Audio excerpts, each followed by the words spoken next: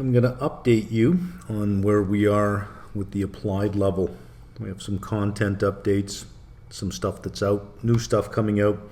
Then there's an update to the subscriptions, and I will describe a new module that starts September 1st called New Positions. Right at the very end, if you're not sure or you don't know what the applied level is, right at the very end, I'll go through a description of what the applied level is and where you can find a PDF that describes it more. I won't start with that because many of you watching already know what the applied level is. So let's look at some content updates. Understanding Automotive OEMs, that is now up on the site. So if you are subscribed to our X feed or Instagram, or you saw it on LinkedIn, you would have had notice that there was a new addition to the applied level. Tuesday, June 24th, the Fed's balance sheet will be posted. I described the balance sheet and pretty much just the big accounts. For example, assets. There's 4 accounts that make up 99% of the assets, and then there's a whole bunch of smaller accounts. I'm not going to bore you with all the details of and they're more like technical accounts. I'm not going to bore you with the details of that, just the big accounts. Then I'm going to show you a whole bunch of transaction entries so you can understand how the whole system changes. Because as you go through the system, you have the Fed, you have the Treasury, you have the banking sector, and then you have the public sector. And in some of these transactions, something changes in all of them. So we're going to look at the Fed buying assets from the Treasury, from the banking sector, from the public sector. I'm going to look at what happens when the Fed sells assets to the Treasury, to the banking sector, to the public sector. The buying is quantitative easing, the selling is quantitative tightening. We'll look at how it works when the Fed reinvests the proceeds from maturing bonds, and how it works when the Fed allows the balance sheet to run off, what accounts are affected. We'll look at what happens when funds and banks use the Fed repo facility, and we'll look at what happens when money market funds use the Fed's overnight reverse repo facility. So that'll be up Tuesday, June the 4th. Lots of transactions, but in doing the transactions, you'll see how the Fed changes its balance sheet. And when it changes its balance sheet, it's doing one thing and one thing only. It is targeting the level of reserves. So we'll see how all of these transactions affect the level of reserves. Live sessions. The last Sunday of every month, I had scheduled 2 Vimeo sessions. But the attendance at these sessions really low, almost to the point of not doing them. That it wasn't very effective considering the subscription count we have. The number of people showing up sort of indicated that, well, it's not convenient for people. So I've canceled the live sessions. You can leave questions. Every video has a comment section. Leave questions under every video. I check the unanswered comments every day. I have a feature where I just click unanswered comments and I can see where the new comments are and just answer those directly. So go ahead and leave your questions there if you have them. Other than that, every Sunday night I do a live YouTube stream at 7:15 p.m. Eastern Time. If you're not sure Eastern Time, it's New York time, or if you're in Canada, it's Toronto time. But I do a live feed on YouTube at 7:15 p.m., which combines the market outlook, questions from the market outlook, and any questions you may have from the applied level. I can answer it there, or you have the comments section under every video. So there's content updates. Let's look at subscription updates. Okay, some changes to our applied level subscription. Let me explain to you how it is set up right now so that you can see the differences. We have 2 ways to get the applied level. The first way is you are a CFA candidate on our site. You're subscribing to our CFA course. You'll see an option for CFA Plus. The CFA Plus has the applied level within it. And the implied price, if you look at what the CFA subscription costs, the implied price for the applied level is an incremental $320 US. If you just buy the applied level on its own, it is $440. So it is beneficial if you are a CFA candidate on our site to include the applied level because it's $120 cheaper. Starting July 1st, for new applied level subscribers who have at least passed level 1, we will offer it for $320, which means you don't have to be a CFA candidate on our site. As long as you're a CFA candidate anywhere, we will extend the price to you for $320, which means you've passed at least level 1, maybe you've passed level 2, maybe you've passed level 3, or you're a full charter holder. We will extend this pricing to you. Documents are required to demonstrate that you've at least passed level 1, which is not asking much. If you subscribe on our site to any CFA course, you must demonstrate that you are in fact a CFA candidate. More and more providers out there are beginning to do that, because this is serious stuff, right? You got to demonstrate that you are in fact actually a CFA candidate to access the content. So this starts July 1st, $320. We will extend it to anybody that is at least past level 1. That is, we had to figure out some cutoff somewhere, and it just made sense to say, look, you've at least passed level 1. We know you're a serious person. So let's do that. That does not mean that we're only restricting it to CFA. You can still access the applied level for $440. It's just if you've put in the time, you put in the effort, you've done some work on level 1, we will reward you with a $120 lower price. July 31st is the end of the one price subscription. One price subscription means that if you pay $440 or $320, here's the timeline. It goes on forever. There is no expiration to this subscription. No expiration, and there is no recurring fee, which means no matter what content I add, you get it. That ends July 31st. Anybody who is a subscriber by midnight of July 31st will be grandfathered in, meaning that you will see no changes. That as I add new content, you'll always get that new content. You'll never see a difference. You'll be grandfathered in. Starting August 1st, any new subscriber will get everything I add to the applied level except any module that has a recurring fee to it. And I'll explain a couple that we're doing down here. September 1st, the first module with a recurring fee we're putting up is new positions. That means every Sunday I'll put out a video, and I'll explain what new positions is on the other screen, so maybe I'll wait for that. But new positions, it's $50 a month, which works out to $11.53 a week, and we'll see shortly what you get for $11.53 a week. If you are a subscriber to the applied level by midnight of July 31st, this does not apply to you. That price would not, you get it. You get everything in perpetuity. But starting August 1st, if you want access to new positions that comes out September 1st, you would have to subscribe to it as an add-on module. That's going to happen in September. Then there's the midterm and long-term. Midterm is like 1 to 3 year period. In the 1 to 3 year period, we'll be introducing industry peer groups. And that is $25 a month. So, for example, and I'm just going to make this up here. In Canada, there are 6 publicly traded apartment REITs.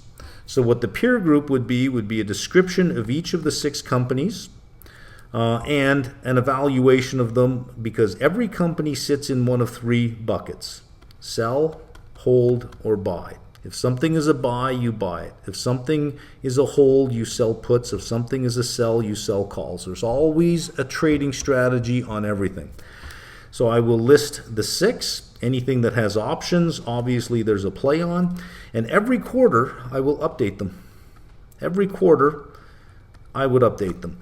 And every week, there'd be about a 10 to 15 minute video talking about the sector and what is affecting the sector that week. Any news on any of the companies, anything that is significant. So it's like having a mini analyst for that little subsector.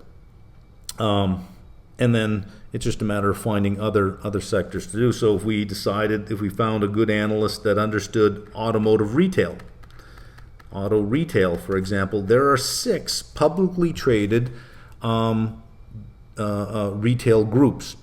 AutoNation, Lithium Motors, Penske, Group 1, I forget the other 2 names, but there are 6. It would be the same thing. If we get to something like junior miners, there are literally dozens of companies. You can't possibly follow them all. So whatever analyst we have for junior companies would pick 5 to 10 of the more significant ones, and we would follow those.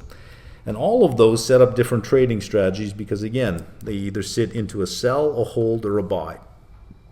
Well, each industry group that you want access to would cost $25 a month because I got to hire an analyst, and I can't hire a rookie. You got to hire somebody that's got 4 or 5 years experience in that particular sector, and they don't come cheap. So you can't keep doing it for one price. But again, if you are a subscriber by July 31st at midnight, none of this applies to you. Any industry group that goes up, you would just get access to automatically. In the long term, we're looking at developing a sector analyst designation. So you know CFA is broken down at level 1 into 10 different sections. This would be broken down into 11. It would be one exam broken down into 11 sections, one for each section of the economy. Each section, reading 1, would be the sector overview. And then you have a number of readings for each of the sub-industries, or at least the significant sub-industries within that sector. And each sub-industry would be developed around one particular case study, one particular company. And you usually pick the largest company in a sub-industry because the largest company usually is the most complex company. And if you can understand the large company, smaller companies tend to be pure plays. You'll easily understand the smaller companies. So the case studies will be built around that, and there'll be 11 sections of this level, each section around a sector of the economy, and each sector will have a number of readings depending on the sub-industries that are important. This is more long-term. When I say long-term, somewhere in the next 3 to 5 years, because there's a lot that has to be done, but looking at developing a sector analyst designation. So just to recap, to make sure you know what's going on, if you are a current applied level subscriber, none of this applies to you. You'll continue to get access unrestricted to anything I put out there. If you are an applied level subscriber by July 31st, you also get that. Starting August 1st, you'll get everything I put in the applied level, but you're not going to get any of the new modules that I add on. Those you would have a fee per month for. Let's look at what new positions are so we can determine whether or not you think that's worth $11.53 a week if you were going to subscribe August 1st onwards. So this new module for new positions is going to start September 1st.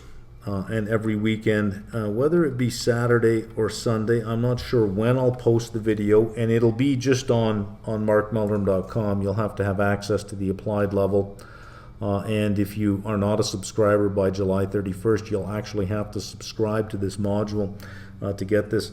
Each week, I will be posting the positions that I'll be taking in the coming week, and my positions aren't just new positions. There'll be new positions, any plans on adding to any existing positions, and any plans that I have on closing any positions.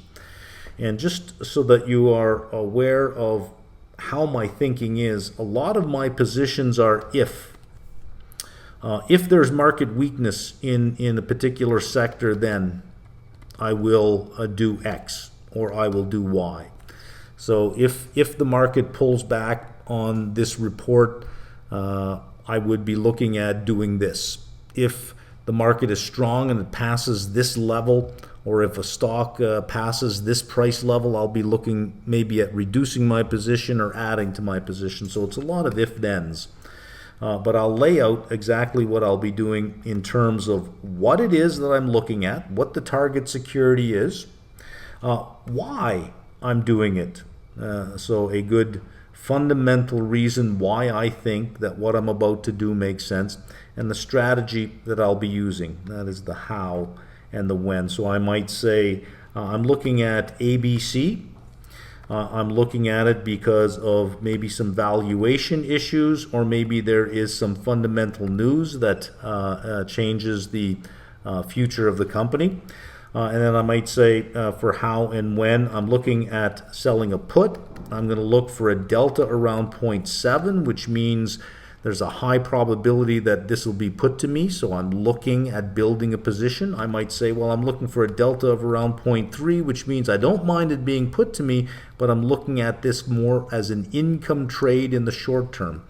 So I'll tell you that I'll be selling a put, for example, that the delta will be 0.7. I'll tell you what strike price I'm looking at. I'll tell you days to expiration that I'll be looking at, and probably a price, like let's say if I can get that at 220, I want a strike price of 40. I want expiration anywhere from 30 to 50 days. If I get 220, which is usually, I target anywhere from about 4.5% on upwards as a percentage of margin. I'll lay the whole thing out of exactly what I'm looking to do.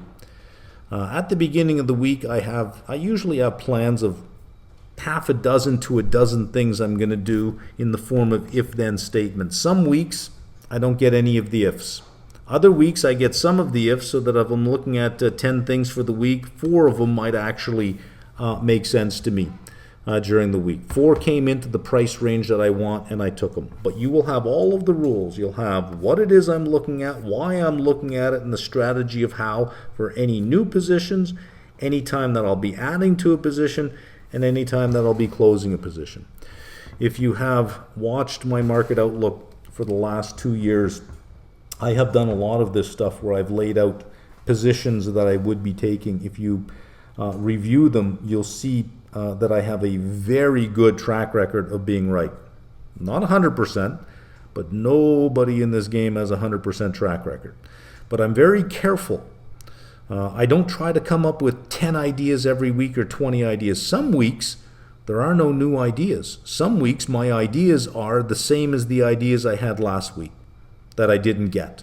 That the if never showed up, so then I say, well, okay, well, next week, if the if shows up, then I'd be willing to do it. You don't have to swing at every pitch, right? You have all the time in the world to wait for the perfect pitches. It's kind of what I do, so that my hit ratio is very high. So if you see me and you say, hey, if I give this guy $11.53, will he tell me 6 to 10 things that he's doing this week? And if you think that that is worth it, that is exactly what this is going to be.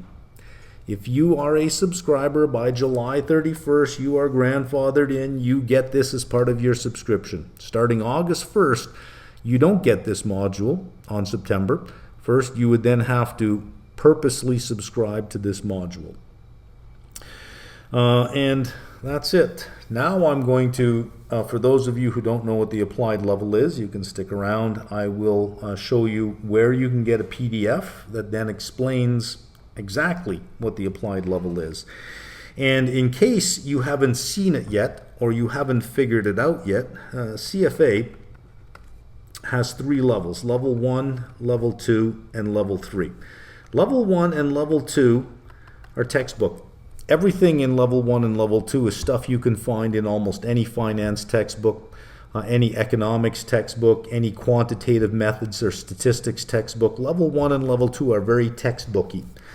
Level 3 has some applied stuff. You start to get some real world stuff in level 3, but very, very little. The applied level is nothing but the real world. There is no textbook for this at all. When I develop the sector studies designation, it will be the first textbook that is purely applied. And watch this. Level 1 CFA, Level 2 CFA, Level 3 CFA. All right, so you're on markmeldrum.com, and across the top you'll see Home, CFA, FRM. Click on Applied Level and you'll get this screen. And if you scroll down here, view a detailed course description here. You have English, French, and Mandarin. So if you click on English, it will give you a description of exactly what's in the applied level. It'll say a little discussion about what it's about.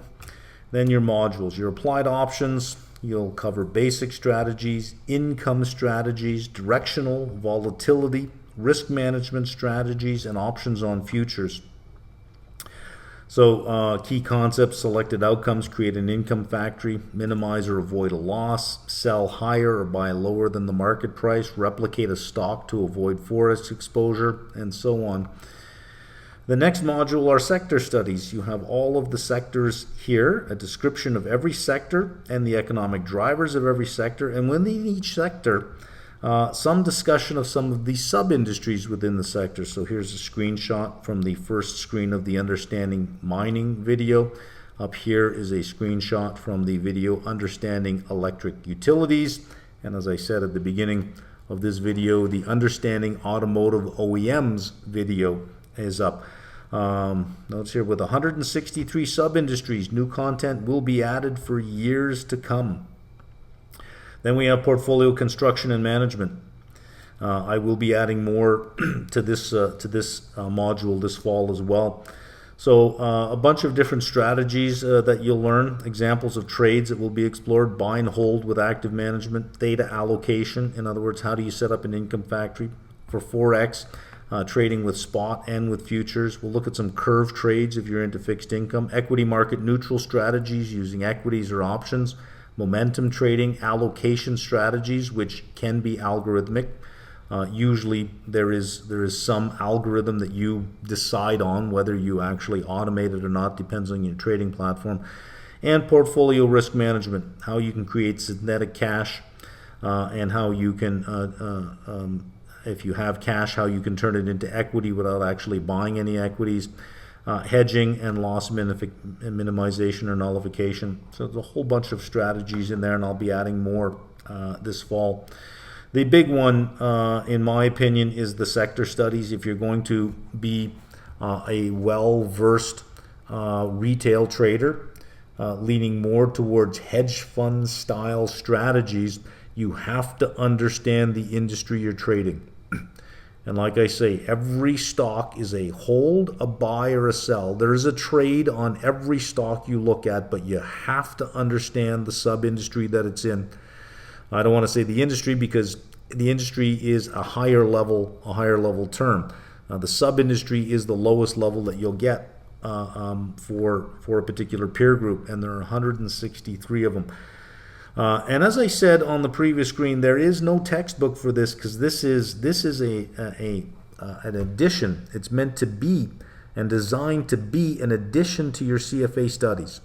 The CFA will give you a lot of information and a lot of knowledge that is relevant in the finance industry from a textbook. And when we look at textbooks, there's a lot of stuff in there that's theoretical. Some of the stuff actually does work, and some of the stuff is used in the real world. CFA does a good job of finding and collecting together those things in textbooks that are useful in the real world, but it's still not real world. This is a whole new level, an applied level, of which there is no textbook that exists. This will be the textbook. This, in combination with a CFA designation, creates an amazing sector analyst. And that is it. You can read the PDF at your leisure in either English, French, or Mandarin.